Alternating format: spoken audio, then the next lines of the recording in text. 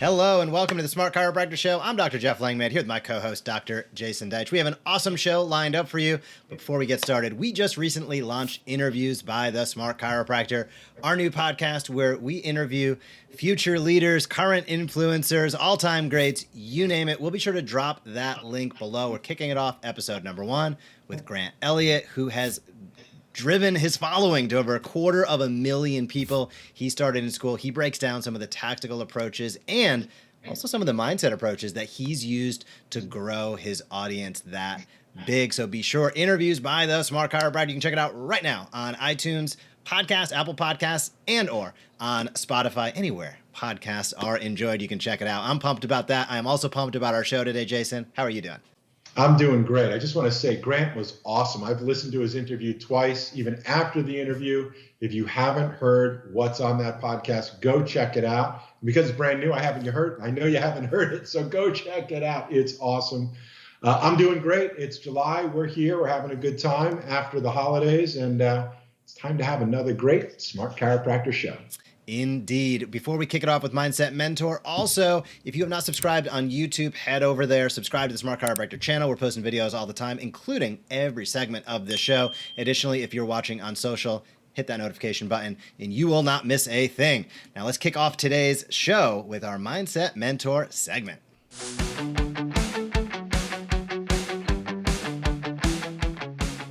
Welcome to the Smart Chiropractor Show and the Mindset Mentor segment. We're kicking it off today with a big question and a super important question, and that is around, do you have a transactional practice or a relationship practice? This is a question, Jason, I know we talk about a lot.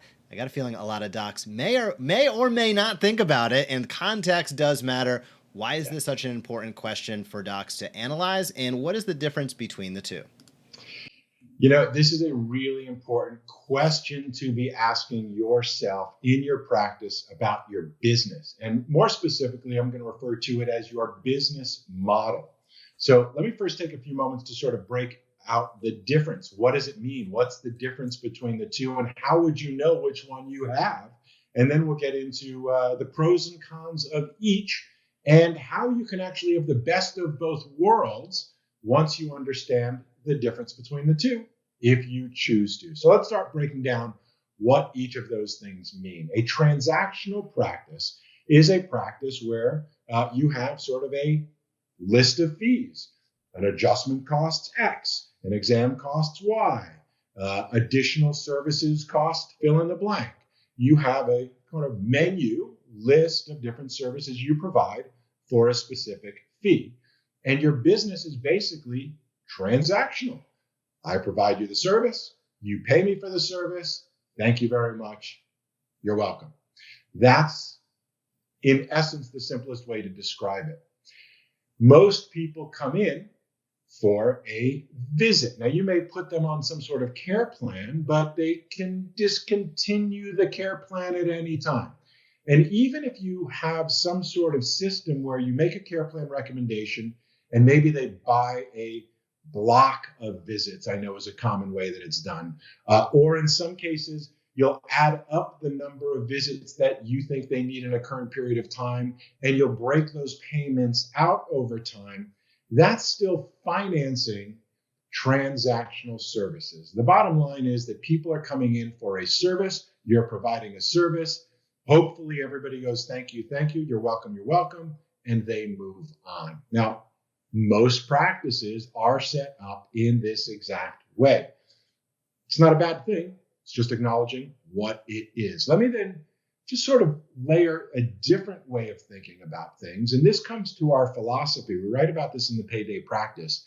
And the difference in the philosophy of what I'll call a relationship type practice is that you are less focused on individual visits and more focused on the relationship, on the long-term benefits of having you as their doctor. And that's really the essence of the difference between the two. Let me try to be a little bit more clear if I can. Many chiropractors present themselves, they do, unfortunately, I'll say deep discount advertising. Come on in, ridiculously low price to try it out. Let's get to know each other. You attract typically deal shoppers.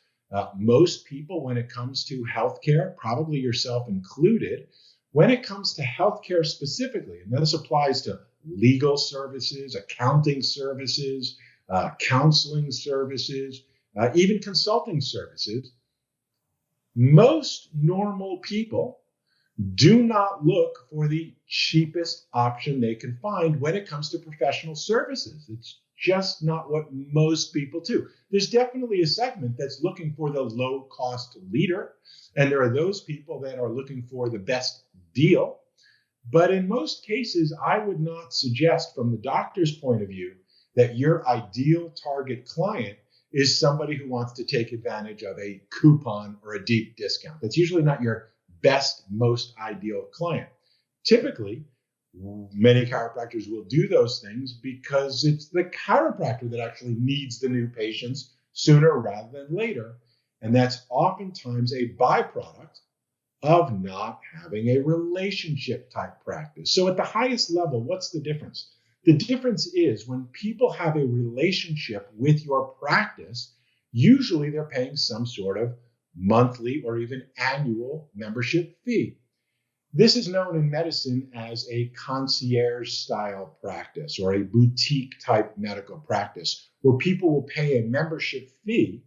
And as a member of your practice, sometimes they'll have access to an app that will give them certain scheduling privileges or additional information that is for members only, that there is something that you offer in addition to the transactional fee for services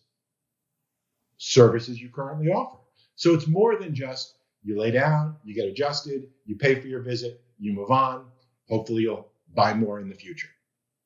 This is a different philosophy, a different psychology in your business model.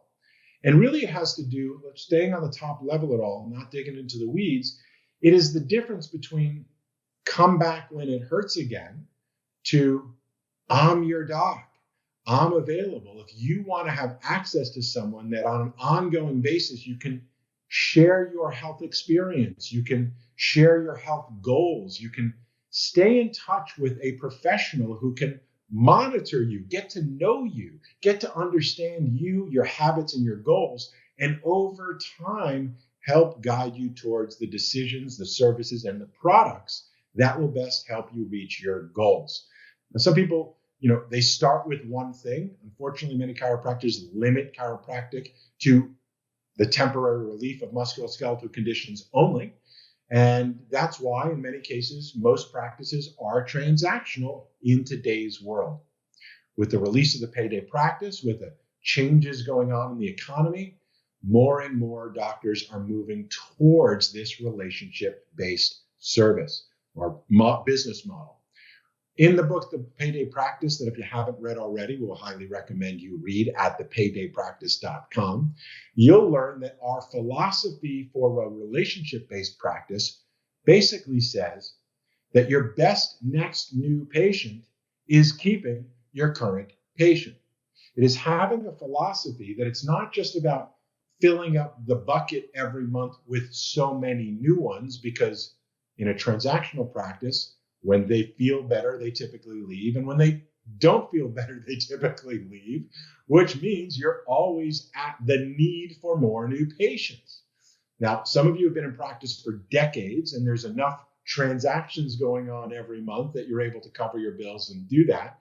And they may think of you as their chiropractor, but only think of you as their chiropractor in a reactionary, oh, when it hurts, you're my guy, you're my doc, you're my girl, however it's appropriate to say that these days.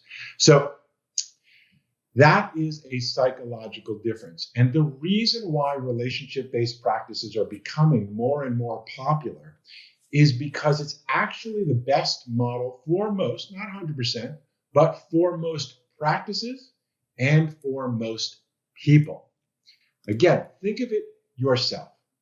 If you were looking for I know there's actually legal programs that you can pay a monthly fee, and when you have a problem, you can call an attorney, and that's included as part of a member of a legal service, a retainer of sorts.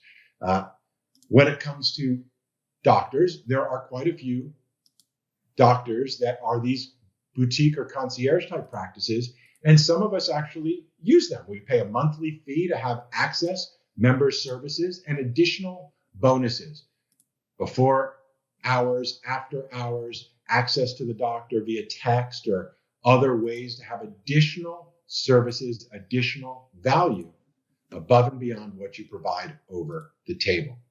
So if you find that you're in a practice that you're just constantly monthly struggling to need more new patients every month to cover your bills, to cover your expenses, and you're always on that treadmill of always needing more new ones, you probably have a transactional practice. That pretty much is the definition of it.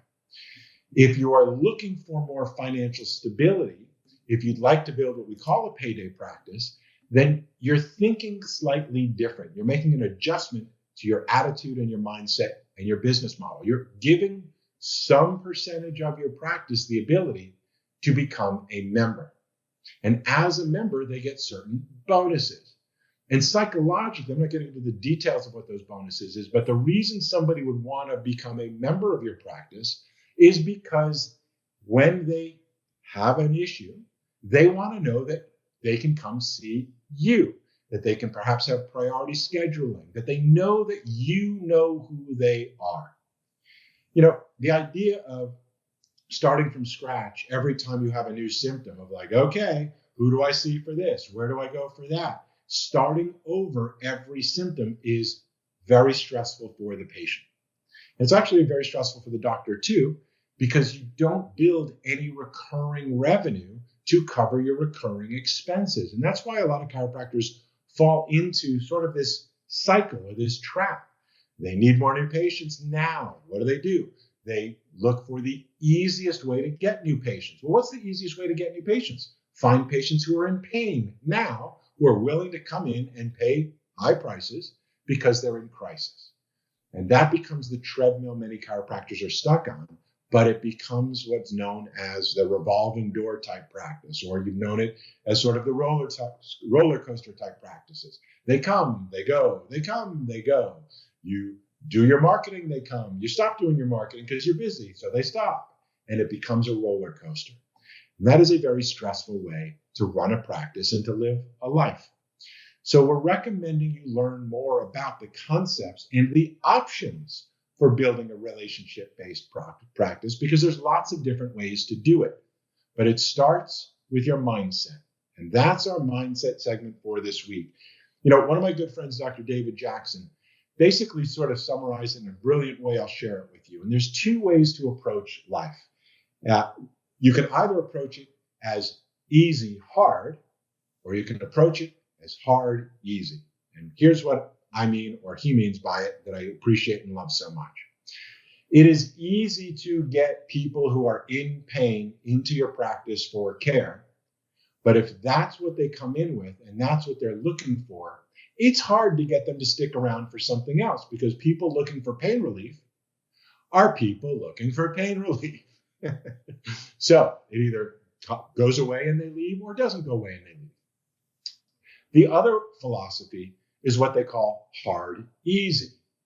And it may be a little bit harder in the beginning to say, hi, I'm a chiropractor, a lifestyle type doctor who can help you with all types of ways to get well and stay well naturally, whether you're symptomatic or not. That may be, for some of you, it's actually easy, but for some of you, that may be a shift in understanding. It may be a new skill set, a new way to communicate. That may be a little bit harder in the beginning. But when people come in because they understand the value of building a relationship or becoming a member of your practice, then it becomes really easy, because they're saying, I want to have a relationship with you. I want this to be my practice. When I've got health concerns, or in order to reduce my risk of health concerns, I want to work with you on a consistent basis. And they understand the value, not just only of the physical adjustment you provide, but the coaching and the caring and whatever other potential services or products you may authentically support and recommend, because you get so many questions about things beyond just the pain. So think about which type of practice you have. Think about which type of practice you want. I mentioned, and I'll finish the thought, your next best new patient is keeping your current patient. Your second best new patient is a friend or a referral from your current patients. So if you think that way, then the question becomes, what do I need to do? What do I need to adjust in my perhaps offerings? As in, you can have fee for service, but maybe you can also have a membership option. And when people join your membership, they're saying, I want to stick around. And people who join your membership option are likely going to refer other people to your membership option. The third best type of new patient you want is somebody who's following you on social. We call that your health tribe. People who are following you on Facebook, on Instagram, watching you on YouTube, who are on your email list. People you can click a button and communicate, or as we like to say, teach and invite consistently, like those who are part of the Smart Chiropractor group. These are two different philosophies in how to provide care, and they're two different philosophies in terms of how to purchase care. Make sure you understand the difference. You can do either, you can do both. The choice is up to you, but understand you've got options. And if you're the kind of chiropractor that loves treating or taking care of people, but you really struggle with that constant revolving door of people who are coming and going, and you find yourself consistently living in financial stress because you always need more new patients, then that's probably a red flag to say, maybe I should look into this idea of offering a relationship-based type business model program. We'll refer to it as a membership option. If you want to learn more about it, check out the Payday Practice at thepaydaypractice.com. How to cover your monthly expenses in one day guaranteed. I promise you, it'll be, I believe, the most valuable business book for chiropractors you've never read or even heard about up until now. So if you got questions, leave them down below. You want to learn more, let us know. Thanks for joining. And if you've got chiropractors who are like, you know what, we've been discussing this issue for a while, share this episode with them. Let us know what you think. We believe the future for the profession, so that you can have less stress in your life and serve more of your ideal patient, is going to be when you have a membership option in your practice, because you're focused on building relationships. Great kickoff to the show, Jason. Couldn't agree more. You do not see too many really new practices that are beyond just solo providers that don't have membership services. It is absolutely the way things are going because it makes a lot of sense. We all get older, we're all under gravity, we all go through challenges, and certainly many of us have habits that are just a little bit suboptimal. So being able to have continued care, helping optimal performance, being able to coach people along the way, however you approach your practice, is a great offering to have, especially for your ideal patients. Your offering can be a reflection of who you are and who your ideal patients are. That makes the best offering. And as Jason said, if you want to dive deep into that topic, please head over to thepaydaypractice.com. Pick up the Payday Practice book that we recently released. We go big detail about membership and services that you can offer on a subscription or membership basis. So great kickoff, Jason. Let's head over to Research That Matters on today's Smart Chiropractor Show.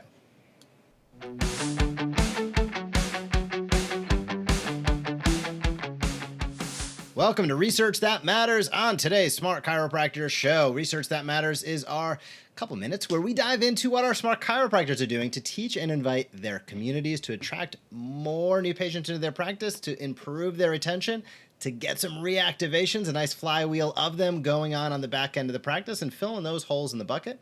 How we do that is by consistently putting out fantastic content. We think in terms of an annual calendar, monthly campaigns, weekly topics, and daily posts. And our monthly campaign for all our Smart Chiropractor members this month is all around headaches. And our weekly topic associated with that are the link between stress and headaches. This is a big topic. Why did we choose headaches? Well, it's one of the top 3 reasons people initially come into chiropractic practices. It is also one of those items that is quite often searched in and around your community. Right now, people are probably searching for solutions to headaches, and quite frankly, they should 99.9% of the time probably not be reaching for a bottle of medication. Well, how are they going to know to choose you? By the fantastic content that you put out, by teaching and inviting consistently. That's what we do on behalf of all our Smart Chiropractor members that get the best results, take what we give them, amplify it through their own voice. That is the combination that works best. But let's talk a little bit about the link between stress and headaches.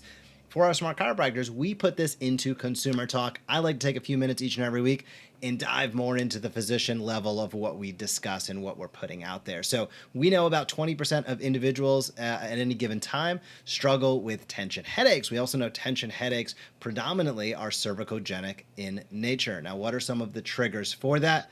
We can look towards stress. So whether that's positional, biomechanical, or gravitational stress, how we're sitting at our desks, that matters. Awkward positions over a long period of time. I always say, you depending upon who you are, you can always get away with something for days, weeks, months, or years, but eventually you're going to pay the piper. So biomechanics do matter. We know that there is cervicogenic stress that can occur. We also know that there is psychological stress that can occur. When you are super stressed out, it leads to an increased likelihood of having a headache. We have muscle tension. It contributes to how we move our body, and how we position our body is tied into our psychology. So understanding that, appreciating that, getting that message out there, super, super important. And of course, there is always a nutritional or an inflammation component to this as well. What are we putting in our body? Are we living in chronic inflammatory state? Are we doing everything we can to decrease chronic inflammation, or acute inflammation for that matter? These are important factors that many people don't think of. They just think, I have a headache.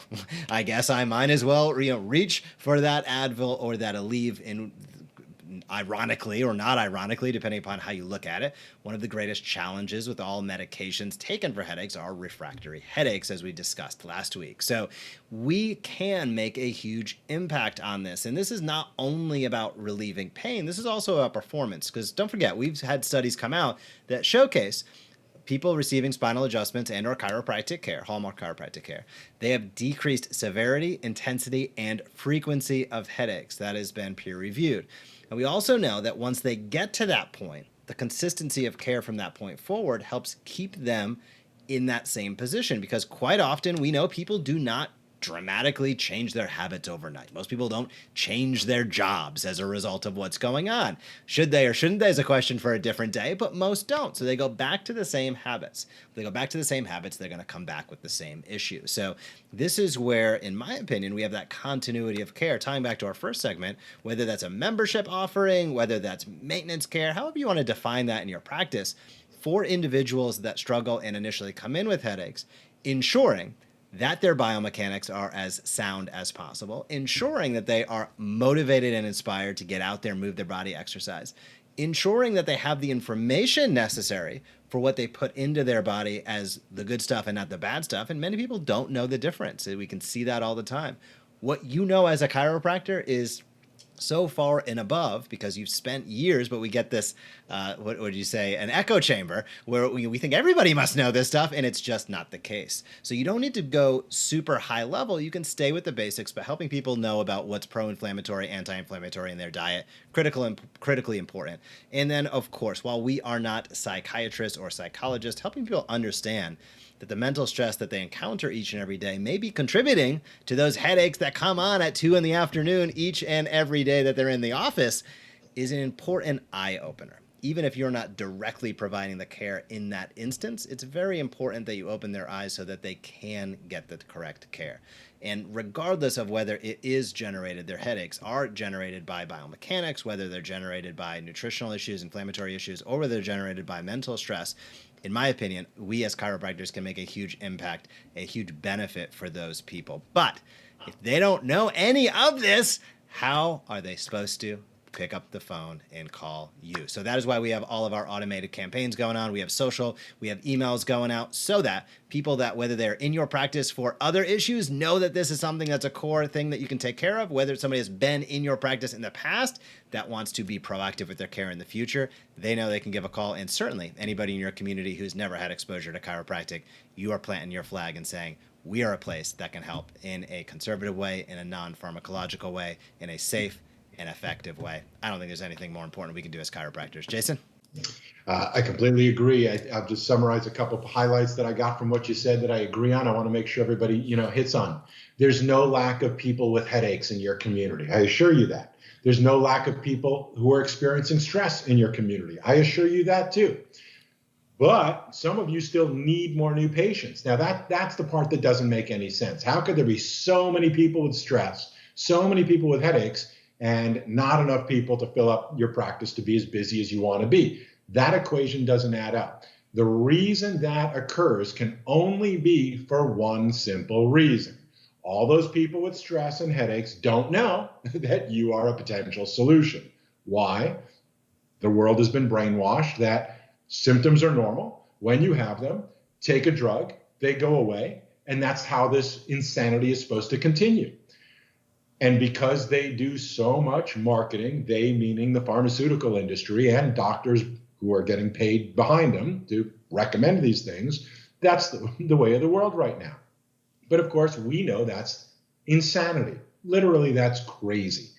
But if we don't speak up, if you don't speak up in your community, how are people ever going to know any different? It's obvious to most all of us that stress could and often causes headaches. It's not obvious to most people in your community, otherwise they'd be in your office already. So that's the benefit of the teach and invite consistently philosophy, and that's the benefit of the annual calendar, monthly campaigns, weekly topics, and daily posts, is so that it is super easy for you to share this information with those people in your community. Facebook, Instagram, YouTube, email, all of it. You've got to stay consistent teaching people the basics, not the advanced stuff. They can't understand the advanced stuff until they understand the basics. And it sounds so ridiculous to say over and over again, but when people come in and they say, I've got XYZ headaches, how long have they been going on? For a while. What have you been doing about them? I've been living on XYZ med. And you ask the obvious, ridiculous question, do you think your headaches are caused by a lack of medication in your body? Most pause and never thought of it that way before, but obviously that's what they're thinking. So it's a great opportunity for you to go, hey, there's a better way. And it's over here in our office. How do you know? Read this, watch this, attend my upcoming workshop, read my newsletters, and staying consistent with your teaching and inviting positions you in your community as an authority, as an expert, and as somebody who cares about people, not somebody who's desperate to need as many new patients as they can get as soon as possible for whatever reason that they're coming in for, especially if you've got third-party reimbursement. So, doctor means teacher. This is an opportunity for you to teach something that is extremely common with lots of people in your community. Use the tools if you want to make it easy. Do it on your own if you want to do it your way. That's fine. Either way, get it done. Make sure it happens. Great topic, and thanks for bringing it up, Jeff. My pleasure. And if you are listening and watching and love to learn more about how we help hundreds of chiropractors around the world reach millions of people, you can head over to thesmartchiropractor.com. Again, that is thesmartchiropractor.com. We'll be back next week talking about our next weekly topic within this monthly campaign. It is a good one. And if you'd love to get started, again, that is thesmartchiropractor.com. But for today's show, we're going to head over to our member highlights segment right about now.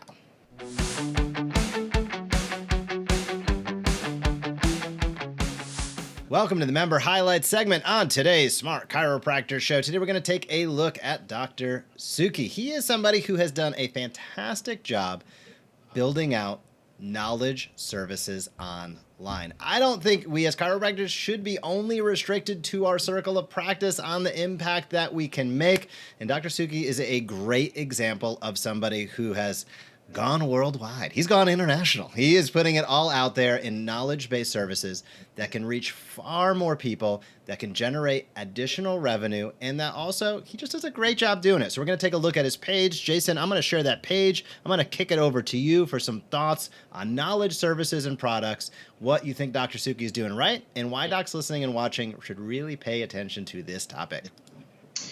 You know, I think sometimes we'll say a few things that might be a little bit controversial, but hey, that's the way of the world right now. So here at the Smart Chiropractor, we're going to call it the way we see it. And the way we see it is that many times chiropractors have it backwards. What do I mean by that?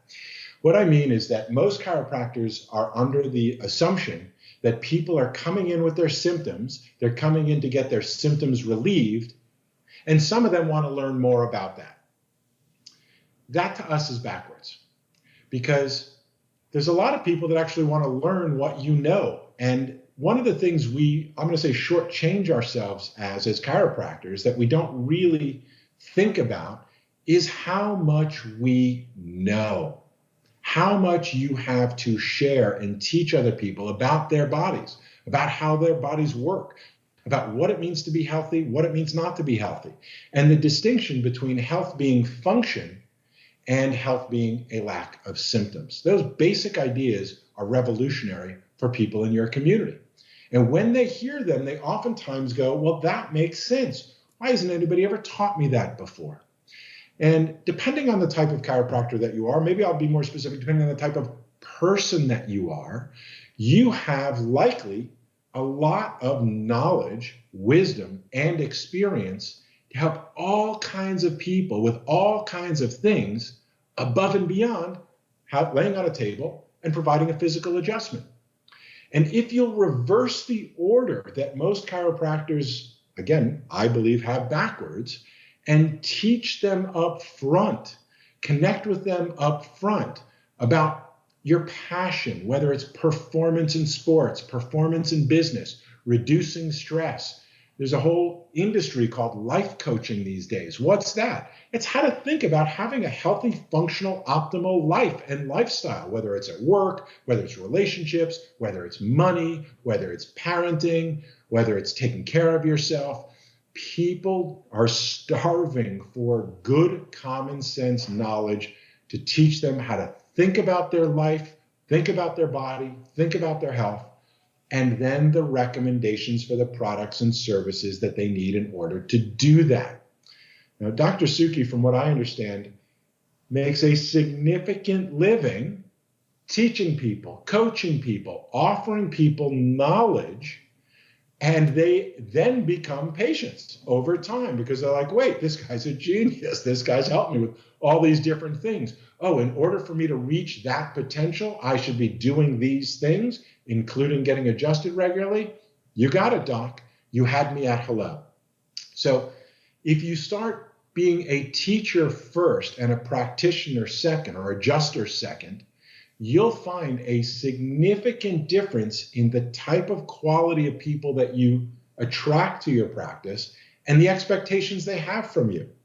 And I think we're sort of at a phase in the evolution of the profession, maybe even in your practice, where instead of giving people what they want, which of course is a fast fix for free, all of us would rather, if we had the option, we'd love to get out of pain as quickly as possible, as cheap as possible. But the reality is it's usually not that simple. You can say it is. You can go, okay, well, yeah, we adjusted you. Feel better. Your headache's gone. Terrific. Call me back when it comes back, about $50 worth or whatever your adjustment fee is. That's the way many chiropractors, I would dare say most chiropractors, approach their practice and approach their community. If you'll start using these technologies, and that's really the game changer in today's world versus the past. Now, those of you that have been around for a while, the biggest practices historically were those practices that had some sort of workshop or some sort of orientation that people actually went through before they started care. Why? For this exact reason.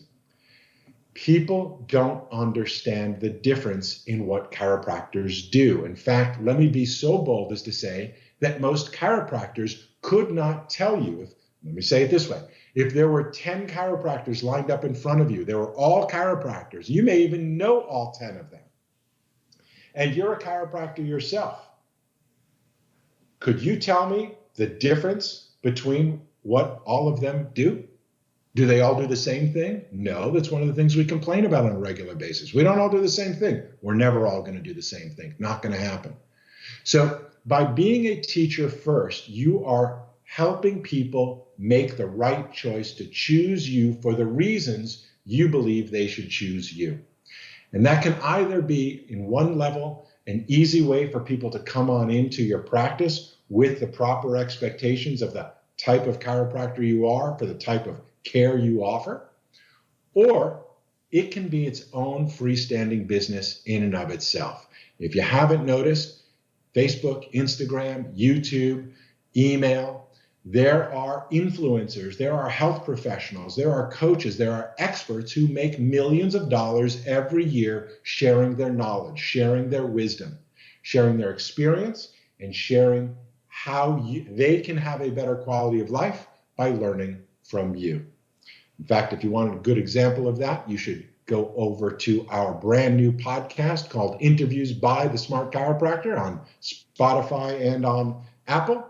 And you'll learn our first release was actually also with a chiropractor that no longer provides adjustments, but makes a lot of money teaching people how they can take care of themselves. This is becoming more and more common. Now, why would you want to do that? You go, I'm a chiropractor. I love getting adjusted. I love adjusting. I use my hands. That's heresy to think that a chiropractor should do something besides adjust.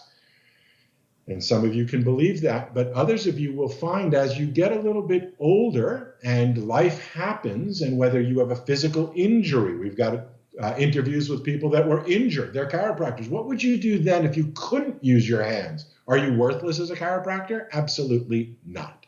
So perhaps expand how you consider and think about what you do. Nobody is diminishing the value of adjustments. We're saying that you're much more valuable than only providing adjustments. Whether you're doing it because you want to serve people better, whether you're doing it because you want to generate income that doesn't require you to be over a table in an office every single day, there's all kinds of reasons why having a knowledge-based part of your practice. We call it teach and invite consistently. You may do online courses. You may do a members area. You may do one-on-one coaching. You may do group coaching, but you are sharing and in some cases selling your knowledge because that's what people want up front. And the best way to do it is to integrate them all. Teach people, let them get to know you, let them learn about you. They're going to want your services once you're their guru or their doctor. Once you've led them towards benefits and proven your effectiveness, they're going to go, what else you got, doc? What else should I do to experience a better quality of life or to help me with XYZ problem? Having a knowledge part of your practice is an essential part of your practice today, and it's going to become even more essential in the future. I could not agree more. Dr. Sukhi is a great example of a doc taking action, getting out there, and he is refined, right? He's been doing it a little while, but if you are looking to just get started, head over to thepaydaypractice.com. You can pick up our book, start to detail some of the first steps that you can take. And this ties into a membership discussion that we had at the beginning. We're also going to have at the end of today's show. Because this is such an important topic, and because we believe regardless of how you approach clinical practice, there are opportunities for you to connect with more people, to make a bigger impact, to generate more revenue, and to utilize that following that you've spent so much time building and curating online and helping people in progressive and modern ways. That doesn't take away from the hands-on care that you're providing. It can enhance it. So that's for our member highlight segment on today's show. Let's head over to our featured guest interview, which is a good one.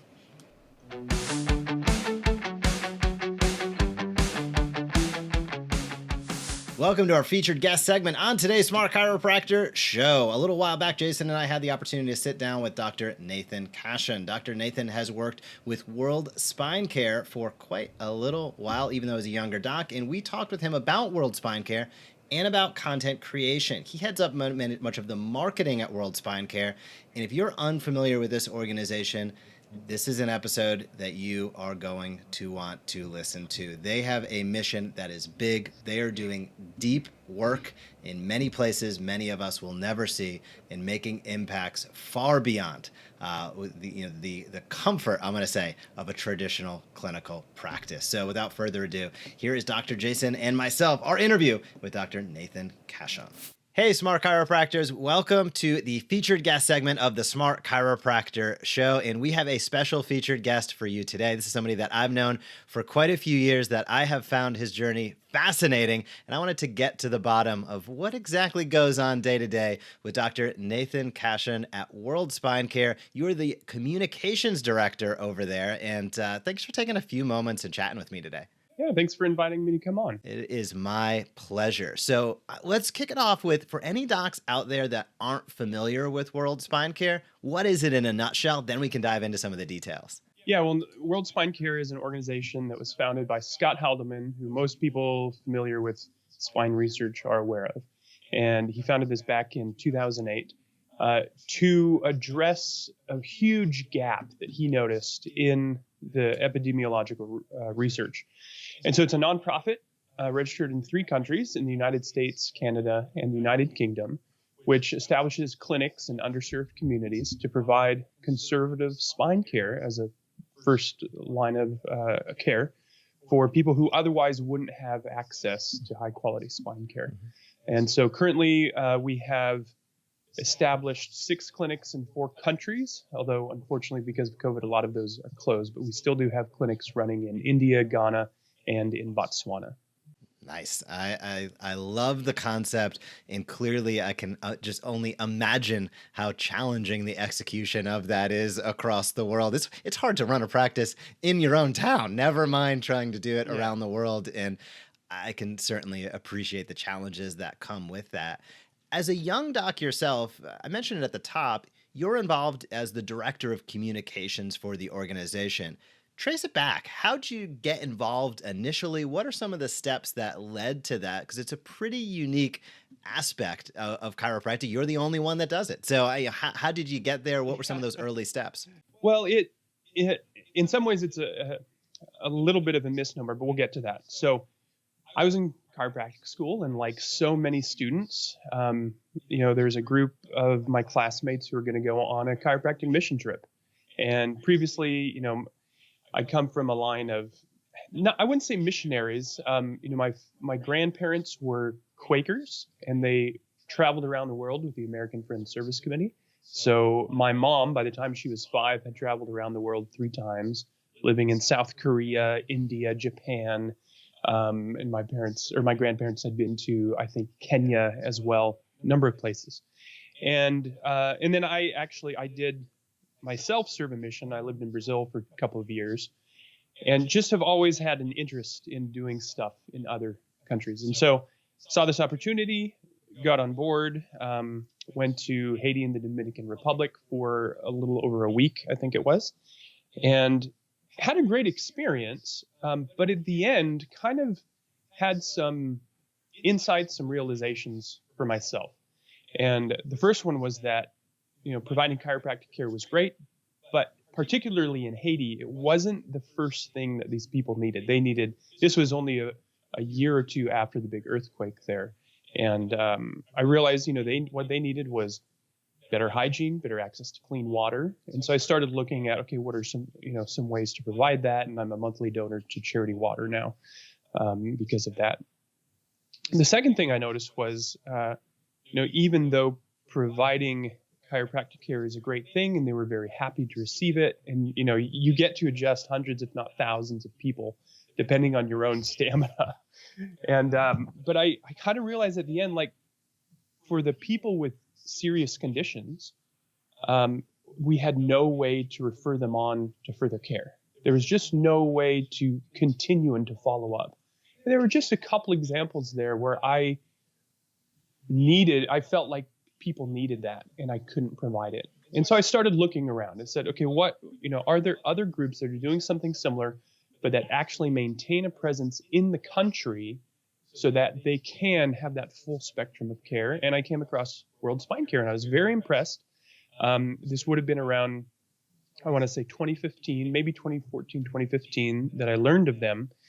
And I just kind of saw them online and thought it was great, and decided I wanted to raise some funds for them. At the same time, I was running ultra marathons, and so in this weird combination, I look back and it didn't make any sense at all. But I did a 50K race, and for that, I just on campus sold some what's called trail butter. A local company here in Portland, Oregon, makes this delicious nut butter and fruit blend that was very popular for trail runners. And so I just sold those and used the proceeds from that to donate to World Spine Care under the auspices of running this 50-kilometer race.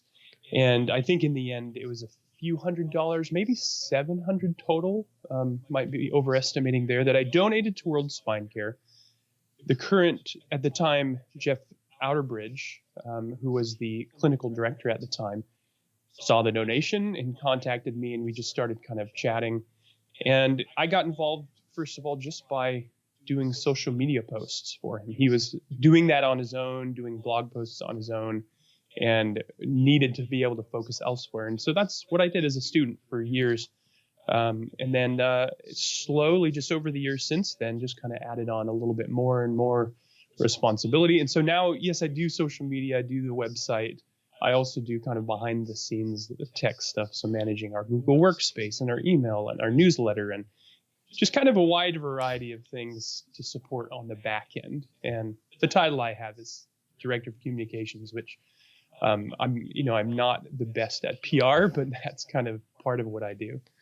I think that story is fascinating, and it's a great testament to taking action. We have a saying within the Smart Chiropractor, results follow actions, and you clearly took action. You saw an opportunity to get involved. You took action with it. You sold the butter on your own. You created the chance and opportunity to become involved, and that's fantastic. I know, tracing it back to, or probably around that time when you and I first connected, you were a student and you were a content creator. And I want to say one of the early, in my mind, student content creators within the chiropractic space.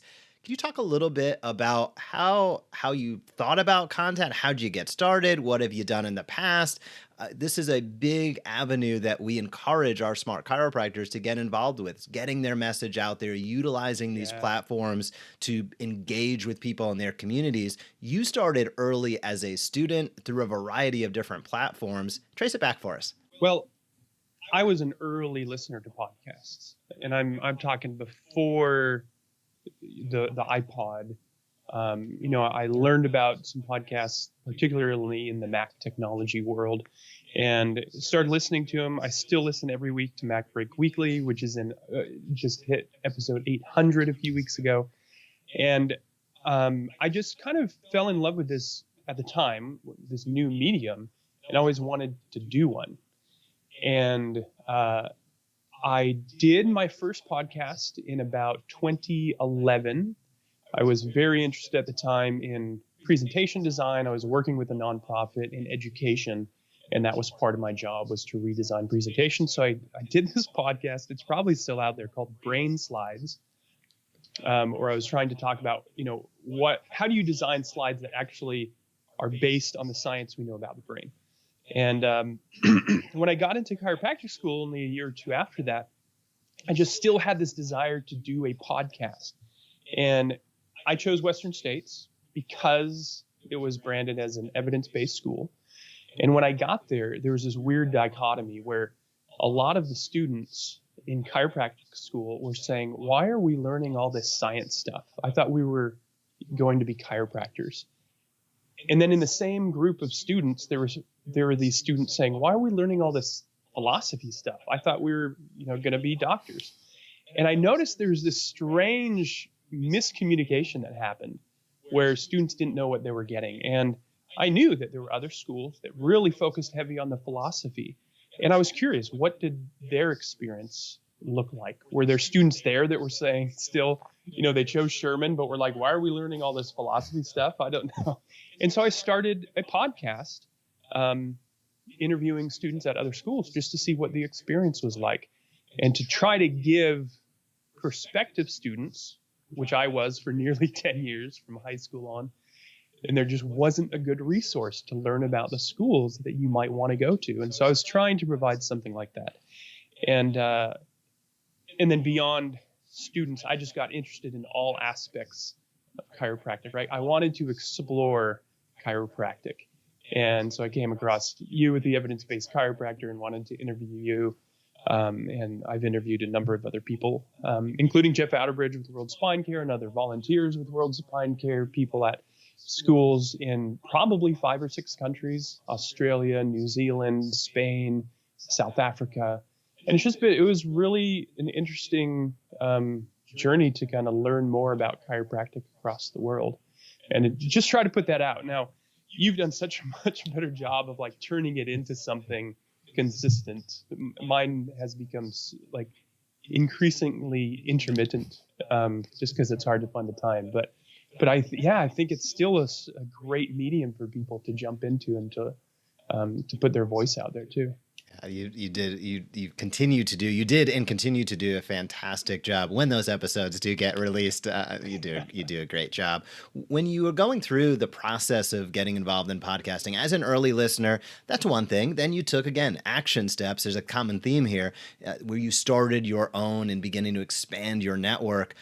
What were perhaps one or two of the primary benefits that you saw as you began really getting deep into the podcast early on and as it continued to grow?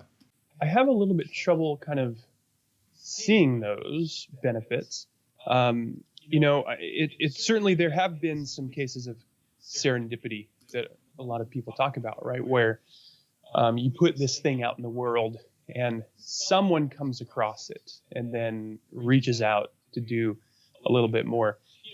I would love to say that someone wanted to buy the podcast for $100 million to put on Spotify exclusively, but that didn't happen. But I got to meet a bunch of interesting people, and we've sort of stayed connected because of that, right?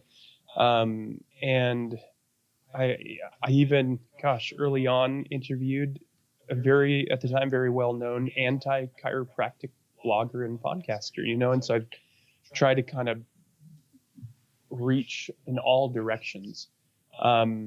It's been a huge learning experience as well, as far as like what it could become. And what I've seen is that this aspect of consistency, which I know you talk about a lot, it really is critical. And I kick myself a lot of times for not being as consistent. And you can talk better about how to push through this challenge of like, I want to do a podcast every week, but it's a time suck. People say it's free, but the honest truth is it's not free. It can be cheap, but it's not free, especially when you always want to do something more and increase the quality. And it's an effort where I could be spending time earning money, whether via hourly wage or via seeing patients or whatever. And so, I wish I could say more. I wish I had a great story about this great result that came from it. But it certainly was a good experience, and I continue to think about it almost daily, wanting to do more episodes. And there's so much that we can talk about in chiropractic that's really interesting and intriguing.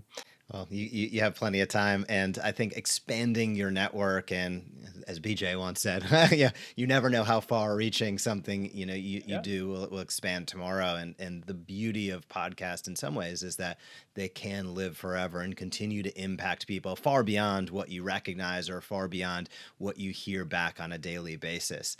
One thing I want to ask you about. I will mention. Go ahead. I will mention just one interesting story where that happens, where you get feedback much later on that it's valuable.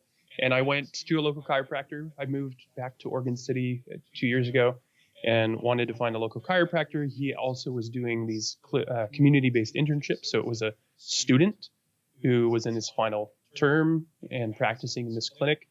And, I come in, I didn't know who the guy was. And he was kind of treating me, and he kind of looked at me and said, Are you that guy that has that podcast? I was like, yeah, you mean Exploring Chiropractic? And he said, yeah, that was really helpful for me when I was choosing the school. And I was like, oh, now you tell me. So you're right. BJ's words are true. I just wish there was a mechanism to hear that sooner, so you get that feedback when it really counts. I feel sometimes I talk to people and I stare at this little piece of glass on my desktop and talking to my microphone, and 99% of that time I do that by myself or with Jason involved with the Smart Chiropractor. And it's not until I get you get beyond the four walls of your house or wherever it might be that you start to say, oh, there is something getting out there, right? And sometimes that can be challenging, but that's a great testament to the fact of putting that content out there, taking the action is the first step. One thing I want to ask you about is I have camera envy going on. If anybody's listening to this via podcast form, they're not going to be able. I'm going to encourage you to head over to the YouTube channel and check out the video, because normally I'm showing up with the most crisp video. You have me outdone today. Your camera, your video, everything's looking fantastic. I'd love to know your thoughts on the transition, because there's a transition between audio as you were recording podcasts and then getting involved in showcasing yourself, being on video. The gear looks great. I know sometimes the mental aspects of that, I'll speak for myself, it's different. It was a little challenging. And many docs out there want to be more involved on social platforms, whether it be Facebook, Instagram, TikTok, YouTube, whatever it might be. But there's some fear, there's apprehension. There is, I don't have the right gear. Maybe I need to wait. There's a bunch of excuses is ultimately what many of them add up to. But I'd love to know your thoughts on, as you expanded, I'd say more than transitioned, but expanded from audio only more to the video space. What was perhaps an item or two that you learned along the way? And what would you recommend or say to a doc out there who would love to record some video, but just hasn't gotten over the hump of pressing the record button yet? Yeah, I guess two general things. One is if you are hesitant, practice in secret. I'll talk about that. And then the second one is that you have the gear that you need already. And so by practicing in secret, so I have this idea for a new podcast that I was testing. And again, I don't have time for my initial one. I don't know why I thought I'd have time for a second one. But I wanted to do sort of what you're doing, this live weekly episode. And to test that, I joined Twitch. And I don't know anything about video game streaming. I'm not interested in that. But it was a platform that you can broadcast live. And I did 8 practice episodes of this thing just by myself, speaking into the ether of the internet. And, by the end of that, I'm like, okay, this has legs. This could really happen. And I got much more comfortable talking into this camera above my screen, right, rather than talking down at my keyboard or something like that. So, and I've done similar things with podcasting. I started podcasting when I was in university. I worked in this computer lab, and I would just stay after hours and just record these fake podcasts by myself. And, they're really bad at first, but you get the practice by doing that. And then by this idea that you have the gear that you need. Obviously, if you have a smartphone, the newest iPhones are incredible. They would probably rival this setup that I have here. But what I'm doing right now is I got married for our honeymoon. We decided to buy not a DSLR, but a Micro Four Thirds, similar, interchangeable lenses. And, so got a bunch of good photos. And then that thing's been sitting around, and I realized there's got to be a way to connect that. And sure enough, $5, I got a HDMI to USB connector, plugged in, this $1,000 Micro Four Thirds digital camera. And it's like a studio, above my computer, and it was just laying around. And again, but even if you just have an iPhone or a smartphone, there's software that's either free or a few bucks that will let you use that camera as a webcam, complete with, the blurred background and everything. And, and then you start playing with the lights, and that's when it gets expensive. I'm sure, I think you have an Aperture or something like that, right? That's right. The very nice lights. But, even for a couple $100, I've got a good lighting kit that works well. So start small and practice in secret if you need to, but start putting stuff out there. I love those bits of advice, Nathan. Number one, I want to repeat them for impact for everybody watching and listening. Number one, it takes a little bit of practice. You got to get your reps in. I use the example that your 500th adjustment probably was a little better than your first, but you just pushed through. It's a skill like anything else. And as you testified too, it's really getting those reps in and not being too self-critical. It's going to take a little time, and everybody thinks they sound and look weird when they first get started. The most important thing is to continue to push through, as is most things in life. And the second portion of that is don't let a lack of gear hold you back. You can geek out, and you and I have geeked out certainly on plenty of gear throughout time, and you can get into an infinite rabbit hole. There are whole sectors of the economy dedicated towards camera gear, film gear, recording gear, you name it. You can keep spending and buying as much as you want. But as you said, for most of us, we have in our pockets or on our desk right now everything that we need to get started. Nathan, you are just, I love chatting with you. I love connecting and reconnecting. And I really thank you for coming on with us today, exploring some about World Spine Care and also talking about content. Those are two interesting avenues. I've loved watching you build, grow, and expand as time has gone on. And for docs that want to learn more, either about you or World Spine Care, I'll let you choose. Where would you direct them? Where can they check things out? Yeah, they can find more about me in my increasingly intermittent podcasts and occasional YouTube video at exploringchiropractic.com, and World Spine Care at worldspinecare.org. And, we have plenty of opportunities for clinicians to get involved in numerous ways, whether that is going to the Dominican Republic or Botswana, or from home. And you can volunteer like I do from home. You can help create content for World Spine Care, or otherwise, raise funds and different things like that. So check us out, worldspinecare.org. Right on. We will drop those links. Thank you for sharing with us today, and we'll talk with you very soon. Thanks for bringing me on. You're welcome. Bye-bye. All right. Great interview with Nathan. World Spine Care, awesome organization, taking care of people far and wide across the globe, and also an early content creator, sharing some practical tips. Jason, I know you missed out on that one. We've had separate conversations together with Nathan, so you're familiar with him and World Spine Care. What was maybe your big takeaway from it? I think they understand it. They're clearly, very generous in what they're looking to do and what they're doing. They're really there to be at service to those people that need care that may not be your, typical patient coming into your office. So kudos to them. I appreciate those people that dedicate their lives to being of service to others, regardless of their ability to pay, especially those who can't. So kudos to him, kudos to them. And I really appreciate the interest in sharing spine care, chiropractic care worldwide with those who need it most. Indeed. Great organization. We'll be sure to drop some links down below. That is World Spine Care. And check out Exploring Chiropractic. Nathan did a great job. He started that as a student. Students and non-docs out there. He started that as a student before he came out of school. That's what helped him get the confidence to be able to get out there more after he graduated. And I'm going to speak for him a little bit right now. I'm going to say, as a fellow introvert, as all of us are, it takes a little bit of practice. Don't be scared about it. He started when he was a student. That enabled him to really springboard once he got out of school and open up some opportunities at World Spine Care and beyond. So Nathan, thanks for taking some time chatting with us today. But on today's Smart Chiropractor Show, we're going to head over to business principles starting right now.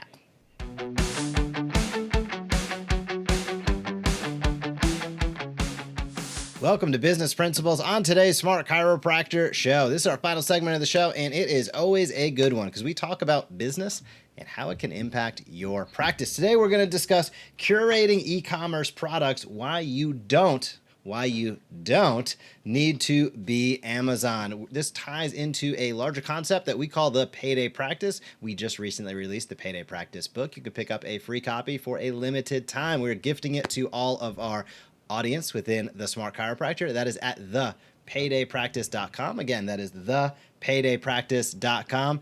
Jason, many ways to build memberships and subscriptions to build a payday practice. One of them is e-commerce. And I know you and I have had a lot of discussions about this, why most chiropractors don't need to compete or be Amazon, why curation is where it's at. What does that mean, and why do chiropractors need to pay attention to it? This really is an important concept for chiropractors to understand. And let me say specifically, not all chiropractors have to understand this. Let's put it into the context it needs to be in. What we're teaching in the Payday Practice, and what more and more chiropractors are appreciating once they learn these concepts, is that I've heard it said up to 80% of people are taking some sort of daily supplement, just as one example. And that means probably 80%, maybe even more, of the people coming into your practice are buying products that they believe will promote their health and well-being from somewhere.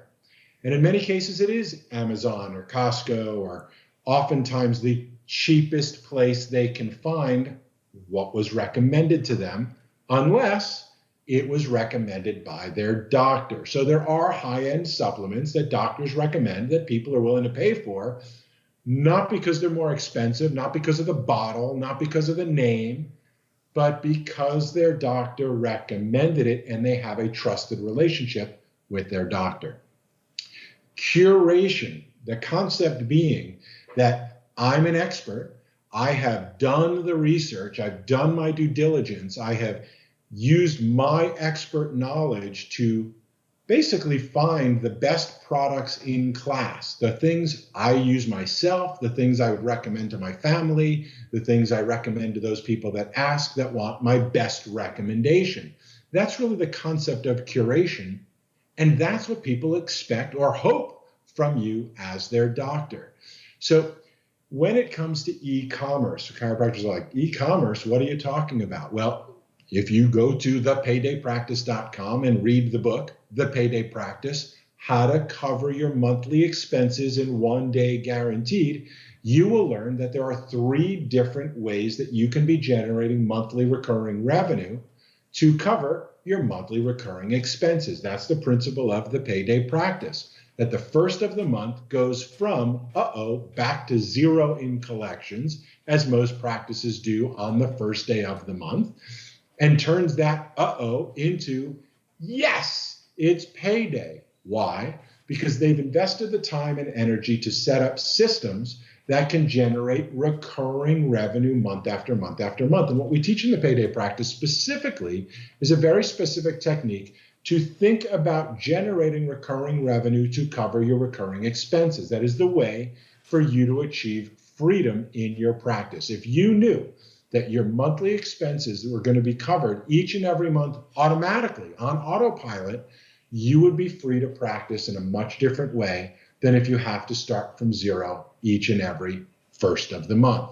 So that's the foundation of the psychology behind what we're teaching. Now the question becomes, okay, what are my options? And we teach 3 different options. One is your physical services on a monthly basis. The second is your knowledge, some sort of access or coaching or teaching or members area that they can join on a monthly basis. And the third is to buy your favorite products, oftentimes those that are what we refer to as subscribe and save, those specific products that people would take on a continuous and ongoing basis, not the things that you use to treat a particular symptom with a particular supplement, but those that are oftentimes there to promote your health in the long run. As I said earlier, roughly 80% of the people that are in your practice are already buying these products. Now the question is, are they buying the right products? Are they buying the best products? Are they buying the products that you, their doctor, most recommends? And the answer is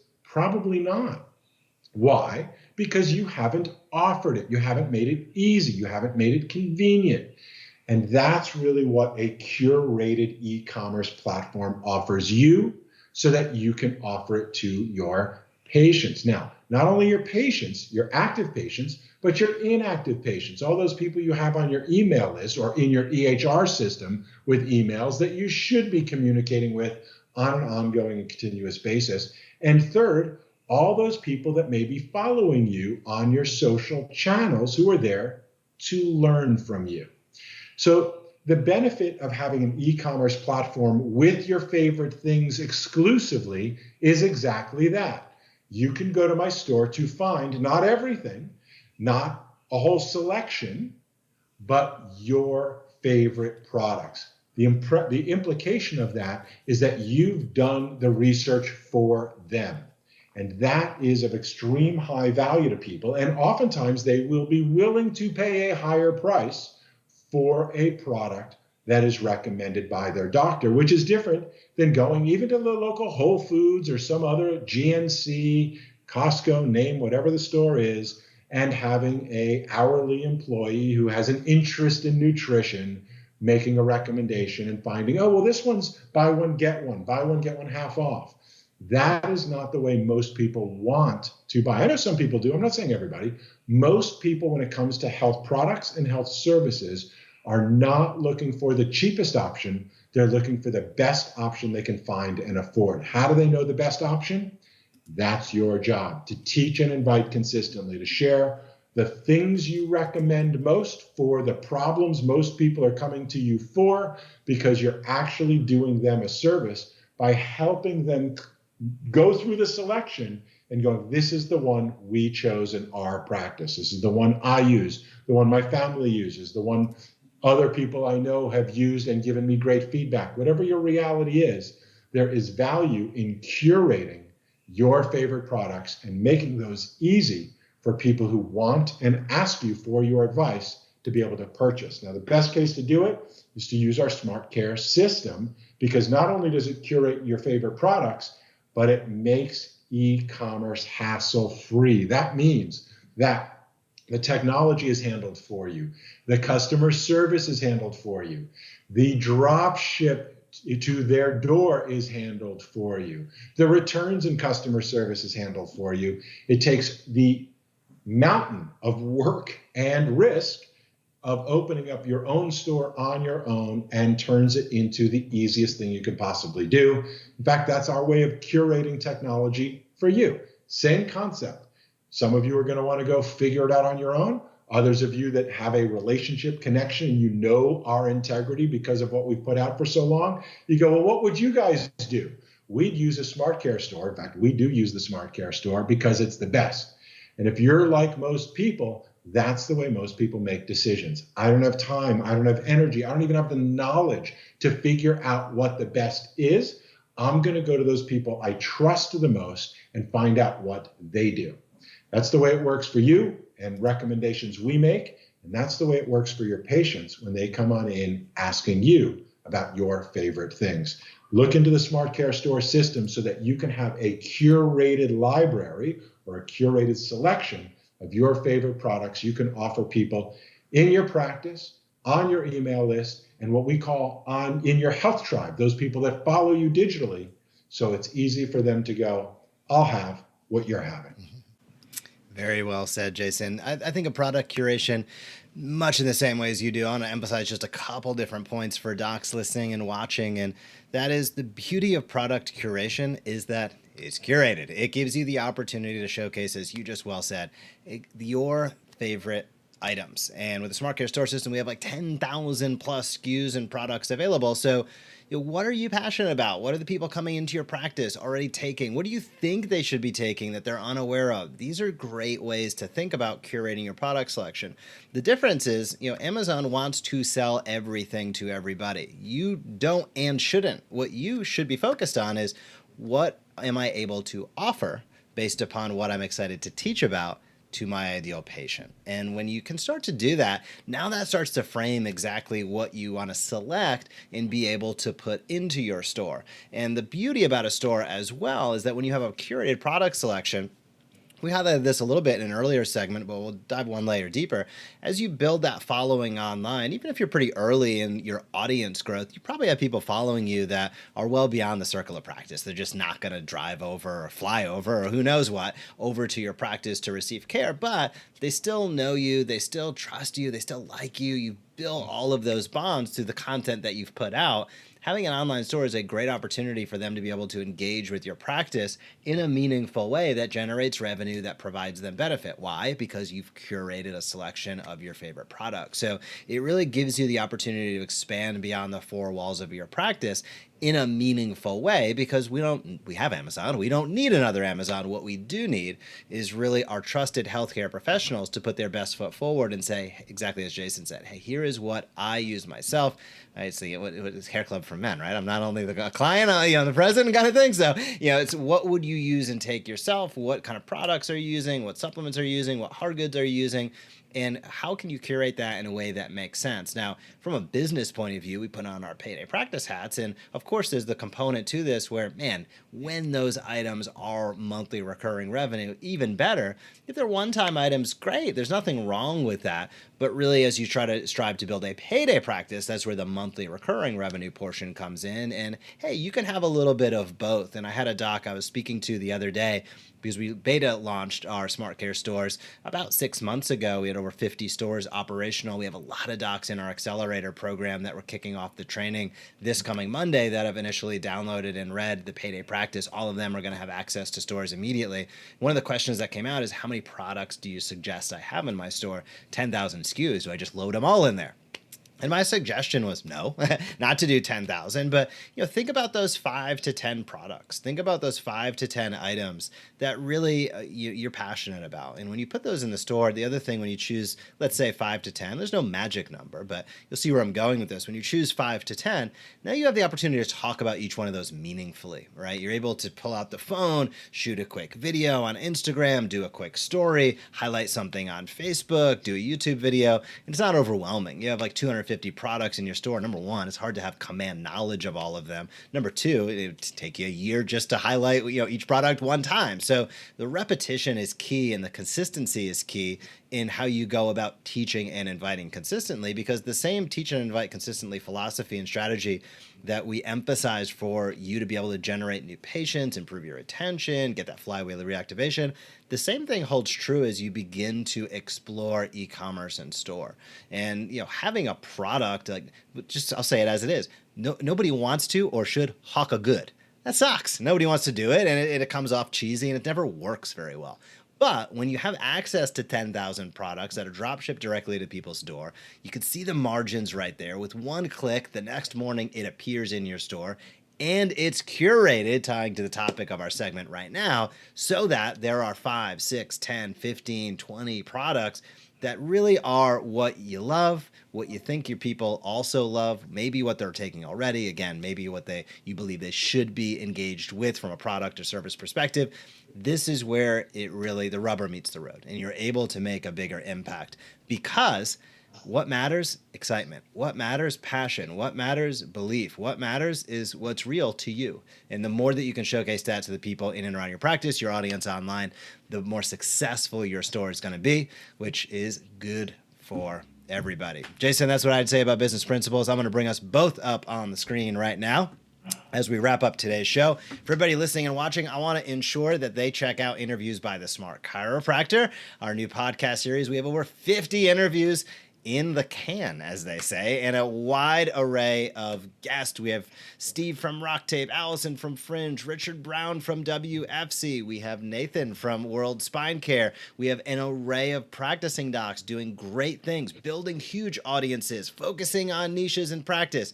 If in about 20 minutes each week you want to get a real dose of what's going on in our profession, real takeaway items from docs doing real things, we think you'll love Interviews by the Smart Chiropractor. So please be sure to check that out. We put links all over the place. You can also check it out very, very soon at thesmartchiropractor.com and get there that way. But if you search, I want to say Shopify, because we're talking stores here. If you search Spotify or you search Apple Podcasts and you search Interviews by the Smart Chiropractor, it'll come up right now. First interview is with Dr. Grant Elliott, lives a couple miles away from me here in Tampa, has built a huge audience and has built a online practice, new way to think about things. We touch on such a vast array of topics during these interviews.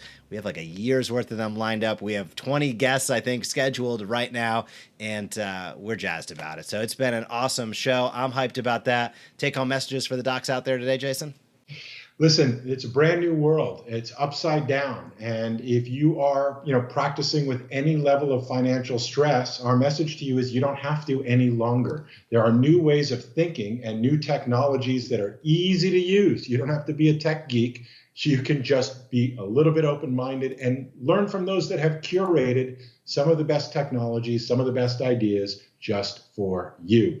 This is the year to make some changes. Hopefully you've been through something that you've questioned. What's going on in this world? And how am I going to navigate my future? Well, the payday practice and all the tools and the interviews we came out, many of them were extremely eye-opening, because it is actual chiropractors who have been very innovative, on the cutting edge, getting results, doing things I think are going to be extremely eye-opening for you. When you hear them, you're going to go, how'd they do that? We'll let you know how they did it in the episodes to come. So thanks for watching, everyone. Yeah, have a fantastic day. I dropped some graphics on the screen. We got our technology going on, thepaydaypractice.com. So if you have not downloaded the book, please go over, download the book. We are gifting it to all of our audience for free for a limited time. It is soon going to be on Amazon, but you can pick up a digital copy at thepaydaypractice.com. Thank you for tuning in. Thank you for being a chiropractor. If you're watching this on YouTube, hit that subscribe button and don't miss a video in the future. If you're watching on social, please enable those notifications. Yeah, we have a lot going on. And while you're at it, head over to Interviews by the Smart Chiropractor. We are super pumped about it, and we think you're going to get a ton of great information in the time it takes to get to your practice each and every week. And when you get home, you can dive into the Payday Practice digital book. So thanks for being a chiropractor. We will look forward to seeing you next week. Have an awesome week, and we'll see you soon. Bye-bye. Thank you so much for watching this video on the Smart Chiropractor. To not miss a single thing that's clinically oriented, marketing oriented, or more, be sure to subscribe to our YouTube channel today.